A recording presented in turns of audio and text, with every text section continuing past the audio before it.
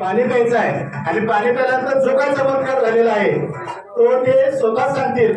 महादेव वाघायसर म्हणून आहेत आणि त्यांनी तो निर्णय घेतला बिझनेस काय करायचं नव्हतं, पण त्यांच्या माध्यमातून आता बिझनेस बघितल्यानंतर काय धमाका होणार तेच हे कधी महादेव वाघायसरांचं तोटा लागलं ते स्वतः सांगतील त्याच्याबद्दल.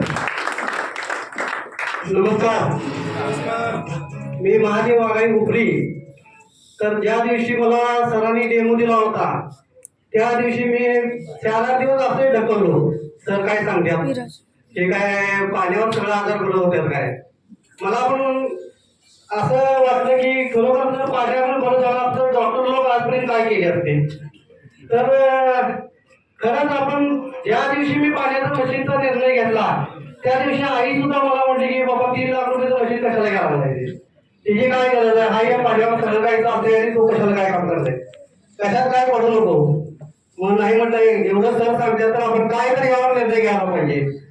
तर ज्या दिवशी RTS केला आणि 4 ते 5 दिवसात आमची दिवाळी झालं. दिवाळी झाल्यानंतर आम्ही त्या दिवसापासून पाणी प्यायला चालू केलो. पाणी प्यायला चालू केलं तर मी एक सगळ्यांना सांगितलं जोपर्यंत आम्हाला रिझल्ट येणार नाही तोपर्यंत मी कुणाला काय बोलणार नाही. तर 2 महिन्यामध्ये आलेला रिझल्ट सांगतो. माझ्या आईला 11 वर्ष चालू होत्या. तर संधी होता जे होता तर अंग सुजायचं सगळं बऱ्यापैकी प्रॉब्लेम होता. 4200 रुपयाचा 1 महिन्याच्या गोळ्या होत्या. तर आज आता आपल्या कोल्हापूरचे सूर्य हॉस्पिटलचे तन्मय वोरा सर आहेत, MD डॉक्टर आहेत. त्याच्याकडे जवळजवळ 6 ते 7 वर्षापासून आमचं ट्रीटमेंट त्याच्याकडे चालू आहे.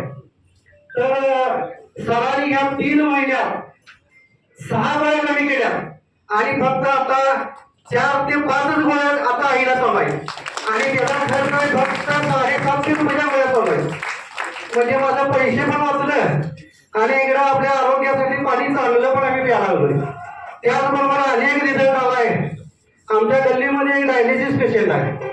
तर साधारणतः आठवड्यातून 2 वेळा त्याचा आता डायलिसिस चालू आहे.